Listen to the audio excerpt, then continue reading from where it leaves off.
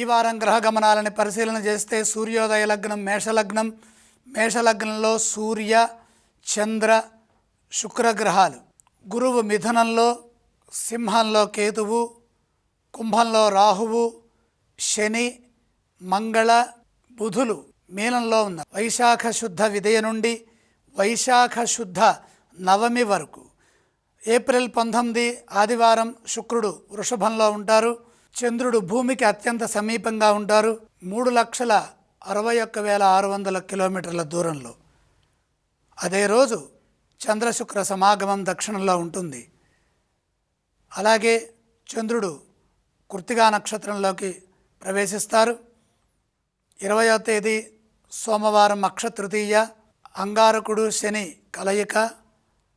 అదే రోజు బుధ శనుల కలయిక. 21 మంగళవారం బుధాంగారక కలయిక. మంగళవారం చంద్రుడు ఉత్తరక్రాంతిలో 28.2 డిగ్రీస్లో ఉంటారు. అదే రోజు సూర్యుడు రవి అశ్విని నక్షత్రం 3వ పాదంలోకి ప్రవేశిస్తారు. 21 శంకర జయంతి, శంకరాచార్య స్వామి వారి జన్మించిన రోజు. 22 బుధవారం బుధుడు రేవతి నక్షత్రంలో ప్రవేశిస్తారు. శ్రీ శంకరాచార్య రథోత్సవం శృంగేరిలో జరుగుతుంది. 23 గురువారం కుజుడు రేవతి నక్షత్రంలోకి ప్రవేశిస్తారు. 23 గురువారం లైరిడ్ ఉల్కాపాత వర్షం ఉంటుంది ఆకాశంలో. గురువారం చంద్ర బృహస్పతి సంయోగం, దీన్నే గజకేసరి యోగం అని కూడా అంటాము. 24 శుక్రవారం అశ్విని నక్షత్రం 4వ పాదంలో సూర్యభగవానుడు ఉంటారు.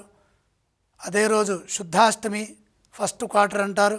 ఆకాశంలో దీన్ని ప్రత్యక్షంగా ఈ చంద్ర దర్శనాన్ని దర్శించవచ్చు. 24వ తేదీ శుక్రవారం శుక్రుడు కృత్తికా నక్షత్రంలో ప్రవేశిస్తారు. అలాగే అదే రోజు చంద్రుడు పుష్యమి నక్షత్రంలో ఉంటారు. ఇవి ఈ వారంలో ఉన్న ఖగోళ, అంతరిక్ష, పంచాంగ సంబంధిత అంశాలు.